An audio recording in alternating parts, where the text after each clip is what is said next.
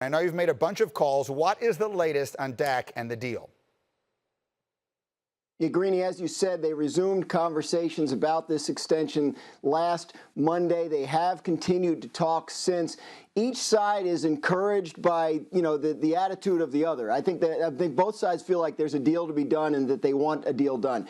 Neither side believes any deadline has been missed. July 15th is the deadline for teams to negotiate a long-term deal with their franchise player, or else they're not allowed to do it until after the season ends. So they have some time to figure this out. There are a couple things at play. Number one, they don't know exactly how much the exclusive franchise tag for quarterbacks is worth yet. That number isn't even officially set until April 17th, and it could differ by about $3 million depending on when the restructures of other deals, Kirk Cousins, Ben Roethlisberger, were done. So they're waiting for clarity on that from the NFL and the NFLPA. And then in terms of the overall numbers, you hear a lot of things thrown around. Our understanding is that the Cowboys' current offer would make Dak Prescott the highest paid player in the league in terms of average annual value, but that's not really how players and agents necessarily look at deals.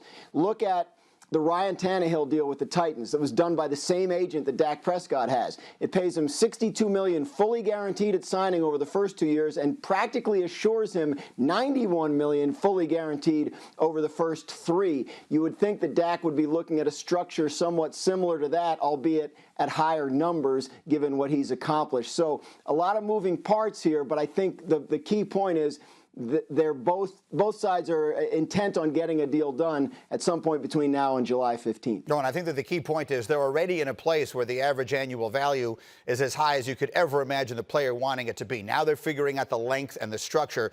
Dan Graziano, well done. So let me get a quick thought from Orlovsky and Marcus Spears, who are with me this morning. This changed my perspective on it. I've wondered all along, do they really want to bring him back? Now that I hear this, now they're just tinkering over the mechanics of the deal. It seems to me to be a near certainty, Marcus, that they will get it done.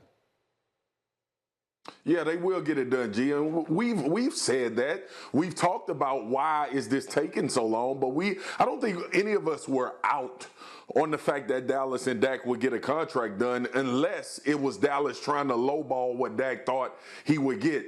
The guaranteed money is all I heard from Dan G just now, from Graz, because that's all that matters. The shorter term deal, will I see the majority of my check, and making sure that I gross or net whatever I want to net at the end of this thing and when it's all over. And that's really what it boils down to in the NFL now. We look at all of these 3-year deals that are being done in free agency. That's because guys are realizing that's really all the money that I'm going to make. So the guaranteed is becoming more of what the contract is about than the contract and what the numbers actually say on television. Danny?